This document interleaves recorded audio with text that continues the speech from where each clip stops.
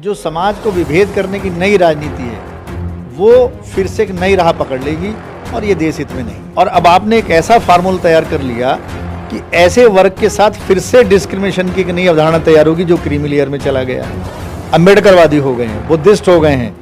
ये शायद हो सकता है कुछ इशारा उनकी तरफ हो कि ज़्यादा लोग जागरूक हो गए, इनको फिर से इनके समाज में ही डिस्क्रिमिनेट कर दिया जाए। और बेलम त्रिवेदी जी माननीय सर्वोच्च न्यायालय की जो विद्वान न्यायाधीश हैं उन्होंने दिखा दिया है वास्तव में सुप्रीम कोर्ट में और अधिक महिला जजों की आवश्यकता है। सुप्रीम कोर्ट में, हाई कोर्ट में, आईएएस में, आयोगों में जितने क्रीमी लेयर के शेड्यूल कास्ट के लोग हैं, ट्राइब के लोग हैं, वो सब विराजमान होने चाहिए, क्योंकि वो लोग एक क्रीमी लेयर में चले गए हैं। अब हमारी किस्मत में तो संघर्ष है, चाहे वो अध्यक्ष के रूप में हो चाहे वो किसी और रूप में। जब वो 14 अप्रैल को या 6 दिसंबर को अम्बेडकर पार्क जाता है, चाहे वो सफाई कर्मी जाए, चाहे आईएएस जाए, चाहे अधिकारी जाए, चाहे व्यापारी जाए, ये एक सामूहिक चेतना है। हो सकता है इस निर्णय के माध्यम से एक सामूहिक चेतना को ही डिवाइड करने का प्रयास किया जाए। हो सकता है किसी को चेतना से भय लग रहा हो।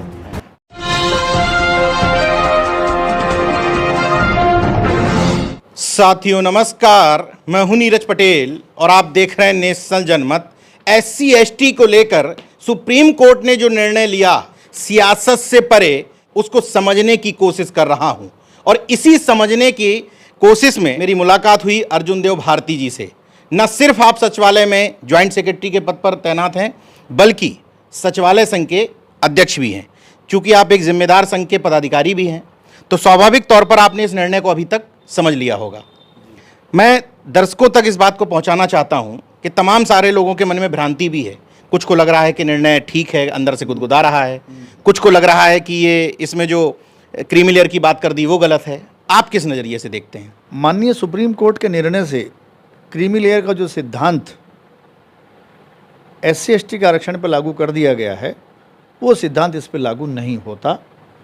मेरे हिसाब से कुछ मिसकंसेप्शन हुआ है और उस मिसकंसेप्शन में भी सुधार की गुंजाइश है। प्रतिनिधित्व स्थायी तत्व है किसी समाज का, और आरक्षण एक उपाय, एक मेजर, एक पद्धति कुछ समय के लिए हो सकती है, परंतु जिन लोगों को हजारों साल तक वंचित रखा गया हो और डिस्क्रिमिनेशन उनके साथ हुआ हो, तो दो शब्दों की लाइट में, दो शब्दों के प्रकाश में इसको देखना चाहिए। Number 1 discrimination, number 2 डेप्रीविएशन। तो जब डिस्क्रिमिनेशन और डिस्क्रिमिनेशन के बेस पे डेप्रीविएशन, यानी कि विभेद और विभेद के आधार पर वंचित रखा जाना, तो जब विभेद के आधार पर वंचित रखे जाने की अवधारणा को हम समझ लेंगे तो आरक्षण और प्रतिनिधित्व की अवधारणा भी हमारी समझ में आ जाएगी। प्रतिनिधित्व ऐसा सिद्धांत है जिसको कभी भी ख़त्म नहीं किया जा सकता। आरक्षण के सिद्धांत में कमी भी हो सकती है, बेशी भी हो सकती है, और आज फिर से भारत के संविधान को, जिसको बाबा साहब की अध्यक्षता में लिखा गया, फिर से उसके पुनर्पाठ की आवश्यकता आन पड़ी है। और जो लोग आज उसकी गलत व्याख्या करने का प्रयास कर रहे हैं, अंततोगत्वा ये साबित हो जाएगा कि संविधान की गलत व्याख्या की गुंजाइश अभी है नहीं। तो वो ये कह रहे हैं कि हम खत्म कहाँ कर रहे हैं आरक्षण। हम तो ये कह रहे हैं कि जिन जातियों को नहीं मिल पाया, SC वर्ग की जातियों को, ST वर्ग की जातियों को, उन जातियों को हम हिस्सेदारी देने की बात कर रहे हैं, इसीलिए वर्गीकरण की बात कर रहे हैं। देखिए, डिस्क्रिमिनेशन के नाम पे डिस्क्रिमिनेशन की एक नई इबारत लिखी जा रही है। आरक्षण एज ए होमोजेनस सोसाइटी इसलिए दिया गया कि डिस्क्रिमिनेशन हो रहा था, और अब आपने एक ऐसा फार्मूला तैयार कर लिया कि ऐसे वर्ग के साथ फिर से डिस्क्रिमिनेशन की एक नई अवधारणा तैयार होगी जो क्रीमी लेयर में चला गया है। माननीय सुप्रीम कोर्ट ने अपने इस निर्णय में जब शेड्यूल कास्ट को एक कंपोजिट सोसाइटी माना है, तो ये माना है कि होमोजेनस सोसाइटी नहीं है, जबकि सच्चाई ये है कि जो बेस ऑफ होमोजेनिटी है, इसके साथ किए जाने वाला व्यवहार है, चाहे वो क्रीमी लेयर का आदमी हो, चाहे वो निचले तबके का आदमी हो, यदि उसके साथ व्यवहार आज भी समान रूप से हो रहा है तो वो सोसाइटी होमोजेनस ही मानी जाएगी।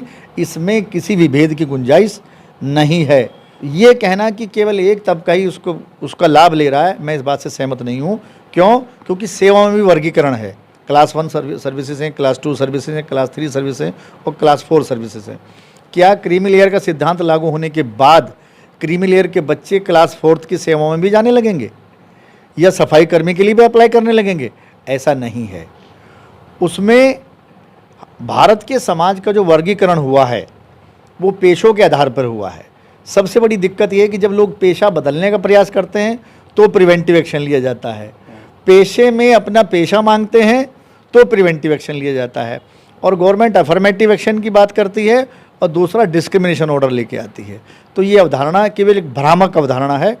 कुछ तबके जो ज़्यादा जागरूक हो गए हैं, अम्बेडकरवादी हो गए हैं, बुद्धिस्ट हो गए हैं, ये शायद हो सकता है कुछ इशारा उनकी तरफ होगी, लोग ज़्यादा लोग जागरूक हो गए हैं, इनको फिर से इनके समाज में ही डिस्क्रिमिनेट कर दिया जाए, यानी कि जो पुरानी बीमारी है समाज की उसको फिर से नए क्लेवर में पैदा किया जा रहा है। वर्गीकरण से नुकसान क्या लग रहा है आपको? देखिए, वर्गीकरण से नुकसान ये लग रहा है कि जिस समाज में अभी तक विभेद नहीं है, जैसे मैं उत्तर प्रदेश में जानता हूँ कि 64 जातियाँ हैं शेड्यूल कास्ट की लिस्ट में, ओबीसी की लिस्ट में कुछ जातियाँ हैं। वर्गीकरण से विभेद ये होगा कि राजनीतिक दलों के हाथ में जो टूल है वो टूल बहुत कारगर हथियार के रूप में इस्तेमाल होने लगेगा और जो समाज को विभेद करने की नई राजनीति है वो फिर से एक नई राह पकड़ लेगी और ये देश हित में नहीं है। जो और जातियां कही जा रही हैं, कुछ जातियों को छोड़ करके एससी में या एसटी में, उनको लाभ नहीं मिलने लगेगा वर्गीकरण से? देखिए, पहली बात तो ये है कि क्या वर्गीकरण करने की पावर राज्यों को है? जब हम इस संवैधानिक दायरे में कोई बात करते हैं तो सबसे पहले तो क्या ये पता लगा लीजिए आप कि क्या वो जो वर्गीकरण, जिस तथाकथित वर्गीकरण की बात की जा रही है, क्या स्टेट को वो पावर है?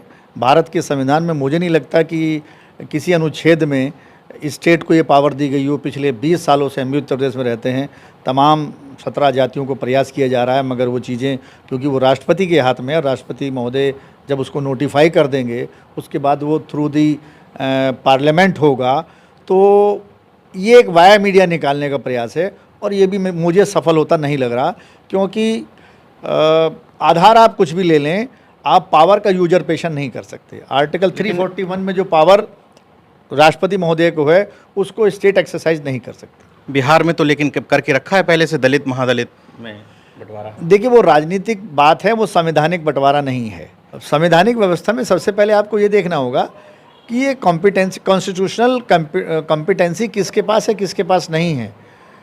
अगर मैं कहूँ तो एम नागराज ने भी कहा था कि 3 पैरामीटर्स स्टेट्स को देखने होंगे। आप मुझे बता दिए किस स्टेट ने 3 पैरामीटर्स को देखा है? आपने राज्यों पे छोड़ दिया, एम नागराज ने भी राज्यों पे छोड़ दिया था। तो आज तक वो जो बैकवर्डनेस है, इन एडुकेसी ऑफ रिप्रेजेंटेशन है और एफिशिएंसी ऑफ एडमिनिस्ट्रेशन के जो 3 पैरामीटर्स थे, किस राज्य ने किए हैं? क्योंकि राज्य करना नहीं चाहते थे। तो जो कॉन्स्टिट्यूशनली आपको करना चाहिए, यानी कि नेगेटिव एक्शन कॉन्स्टिट्यूशनल आधार पे हो सकता है, पॉजिटिव एक्शन कॉन्स्टिट्यूशनल आधार पे नहीं हो सकता। ये उसी तरह की कार्रवाई है। तो मैं नहीं समझता। हाँ, केवल एक राज्य हरियाणा है जिसने 24 जनवरी 2023 के आदेश को इम्प्लीमेंट किया और हरियाणा ने पिछले साल सितंबर 2023 में वहाँ की क्लास 1 और क्लास 2 में रिजर्वेशन इन प्रमोशन लागू किया। तो ये पूरी तरह जो इशू कॉन्स्टिट्यूशनल मैंडेट का होना चाहिए वो पॉलिटिकल विल का क्वेश्चन होकर रह गया है। उत्तर प्रदेश ने नहीं किया।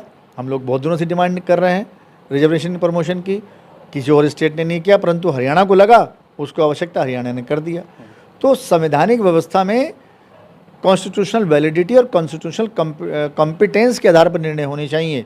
ये जो निर्णय हुआ है, आप अगर, मेरी तो एक निवेदन है भारत के जागरूक लोगों से, संविधान वेत्ताओं से, कानून के जानकार लोगों से कि मैडम बेला एम त्रिवेदी का जो माननीय सर्वोच्च न्यायालय के जो न्यायाधीश है उनका आदेश है, वो उस आदेश को अवश्य पढ़ें, जिसमें उन्होंने बहुत डिटेल में आर्टिकल 142 जो सुप्रीम कोर्ट को एम्पावर करता है ऑर्डर करने के लिए, 341 और जो दूसरे प्रोविजंस हैं उनके बारे में बहुत डिटेल रूप से कहा है कि ये क्लासिफिकेशन की कॉम्पिटेंस स्टेट की है ही नहीं। तो जो कॉम्पिटेंस स्टेट की नहीं है उस पे आप क्यों वो रेस्पॉन्सिबिलिटी उसको डाल रहे? क्या वो कॉन्स्टिट्यूशनली कैपेबल है, एम्पावर्ड है कॉन्स्टिट्यूशन में कि वो क्लासिफिकेशन कर सकता है? क्लासिफिकेशन करने की पावर स्टेट्स को नहीं है। हाँ, आप हमें ये बता दे, कोई विद्वान ये बता दे, कानून का जानकार ये बता दे कि किस स्टेट को भारत के संविधान में सब क्लासिफिकेशन की पावर है। एक होमोजेनस सोसाइटी का क्लासिफिकेशन वो किस आधार पर करते हैं? आर्टिकल 341 में ये पावर केवल राष्ट्रपति को दी गई है, और राष्ट्रपति जब उसका नोटिफिकेशन जारी कर देंगे, उस नोटिफिकेशन को जारी करने के बाद पार्लियामेंट उसको अप्रूवल करेगी। तो ये पावर तो आर्टिकल 341 में राष्ट्रपति को दी गई है, और फिर 341 में पार्लियामेंट को दी गई है। तो पार्लियामेंट की और प्रेसिडेंट की पावर को स्टेट कैसे एक्सरसाइज करेगा, ये बात हमारी समझ से परे है। और बेलम त्रिवेदी जी, माननीय सर्वोच्च न्यायालय की जो विद्वान न्यायाधीश हैं, मैं कहूँगा विद्वान न्यायाधीश हैं, उन्होंने दिखा दिया है कि वास्तव में सुप्रीम कोर्ट में और अधिक महिला जजों की आवश्यकता है, जो इस तरह के क्रांतिकारी निर्णय, भले वो 6-1 के मतलब उन्होंने अल्पमत में दिया है, परंतु वो वंडरफुल है। और एप्लीकेशन ऑफ माइंड जो उन्होंने किया है, बहुत सही तरीके से किया है। और उन्होंने साफ साफ लिखा है कि ये क्लासिफिकेशन स्टेट नहीं कर सकते। ये सोसाइटी होमोजेनस सोसाइटी थी, है और रहेगी, क्योंकि इसके साथ आज भी होमोजेनस ट्रीटमेंट हो रहा है। इसको एक शेड्यूल कास्ट मान के ही ट्रीटमेंट किया जाता है। अगर शेड्यूल कास्ट मान के क्रीमी लेयर को ट्रीटमेंट नहीं दिया जा रहा है, तो फिर तो भारत के सुप्रीम कोर्ट में, हाई कोर्ट में, आईएएस में, आयोगों में जितने क्रीमी लेयर के शेड्यूल कास्ट के लोग हैं, ट्राइब के लोग हैं, वो सब विराजमान होने चाहिए, क्योंकि डिस्क्रिमिनेशन के आधार पे वो लोग एक क्रीमी लेयर में चले गए हैं, तो वो सब जगह दिखने चाहिए। वो क्रीमी लेयर होने के बाद भी डिस्क्रिमिनेशन झेल रहे हैं। क्रीमी लेयर हो ही गए हैं जी, तो अब भाई, हाँ बिल्कुल, जीवन के सारे क्षेत्र उनके लिए खुलने चाहिए, और उनको लगे कि हाँ हमारा भी हिस्सा है, हम क्रीमी लेयर हो गए, हम इतने साफ सुथरे, पढ़े लिखे, संभ्रांत और क्लासिकल हो गए हैं, सांस्कृतिक हो गए हैं कि हम पुजारी भी हो सकते हैं। अच्छा, व्यक्तिगत सवाल एक आपसे कर रहा हूँ। आप सचिवालय संघ के अध्यक्ष हैं। सचिवालय यानी कि जिम्मेदार लोग जो पूरे एक तरीके से कह सकते हैं प्रदेश का शासन चलाते हैं, नीतियाँ निर्धारित करते हैं। अध्यक्ष बनने के बाद आपको ये महसूस होता है कि आप ये बीच बीच में एहसास करा दिया जाता है कि आप एससी वर्ग से हैं, या फिर आपके साथ खत्म हो गया डिस्क्रिमिनेशन? नहीं, देखिए, मैं तो अब हमारी किस्मत में तो संघर्ष है, चाहे वो अध्यक्ष के रूप में हो, चाहे वो किसी और रूप में हो। तो इस संघर्ष से हम मुकर नहीं सकते, और ये संघर्ष हमको निखारेगा, हमें कमज़ोर नहीं बनाएगा। क्यों? क्योंकि देखिए, सबका मार्गदर्शक तो संविधान है।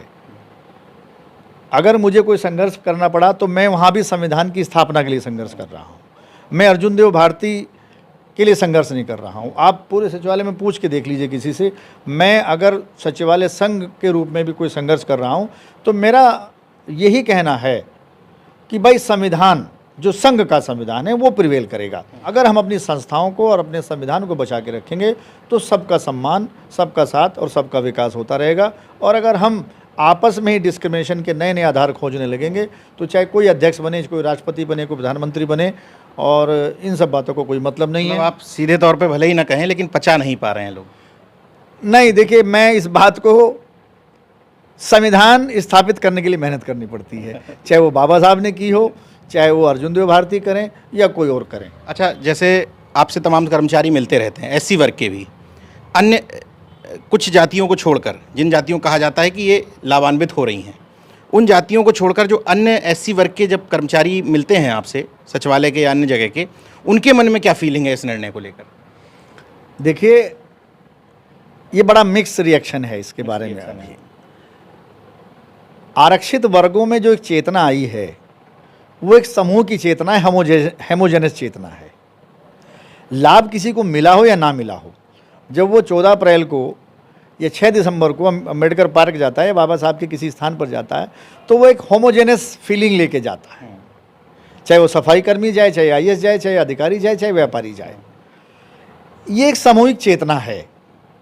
हो सकता है इस निर्णय के माध्यम से एक सामूहिक चेतना को ही डिवाइड करने का प्रयास किया जा रहा है। ये भी हो सकता है। ये सामूहिक चेतना है, और हो सकता है किसी को चेतना से भय लग रहा हो, क्योंकि चेतना जहाँ दबे कुचलों में एक उत्साह पैदा करती है, एक भविष्य के प्रति उम्मीद पैदा करती है, वहीं उन लोगों के दिल में एक भय भी पैदा करती है, जो लोग इससे थोड़ा सा डरते हैं, जिनको डर है कि शायद उनके विशेषाधिकार खत्म हो जाएंगे। अच्छा, एक अंतिम जवाब ले लेते हैं आपसे।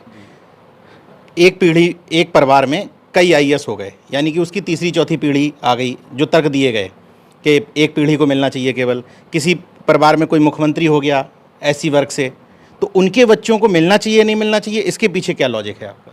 जाति एक सापेक्षिक अवधारणा है, ट्रीटमेंट नहीं बदलता। एक आदमी के आईएएस हो जाने से उसके अगल बगल के दायरा थोड़ा सा थोड़ी देर के लिए, थोड़े समय के लिए बदलता है, सामाजिक संबंधों में थोड़ा बहुत बदलाव आता है, क्योंकि समाज पूरी तरह से पूंजीवादी नहीं हुआ है, पूरी तरह से शहरीकृत नहीं हुआ है, यूरोपियन सोसाइटी नहीं बनी है।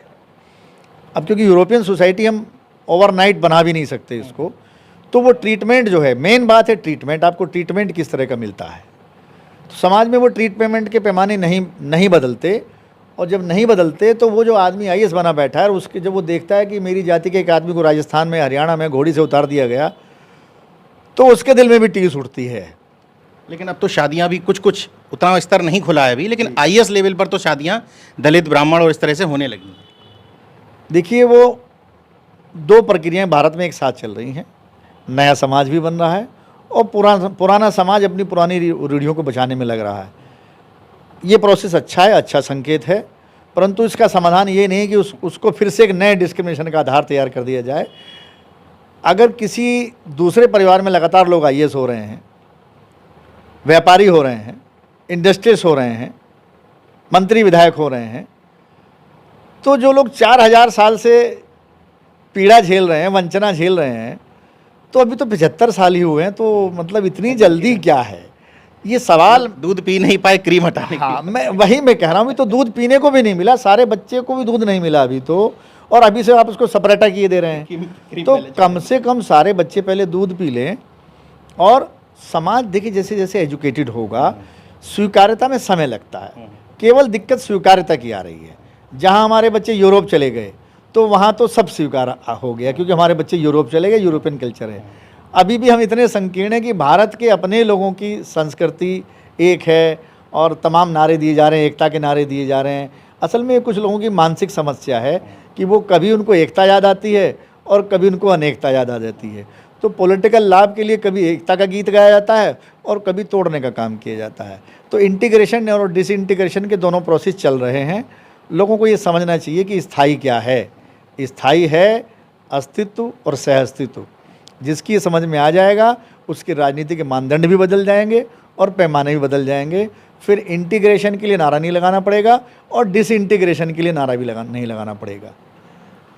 अर्जुन देव भारती जी ने सधे हुए शब्दों में लेकिन स्पष्ट तौर पर यह बता दिया है कि वर्गीकरण से लेकर के जो क्रीमी लेयर ढूंढने की कोशिश की जा रही है वो पूरी तरीके से गैर संवैधानिक है, साथ ही साथ डिस्क्रिमिनेशन के नए नए द्वार भी खोलती है। बहरहाल देखते रहिए नेशन जनमत, जागरूक और सजग बने रहिए।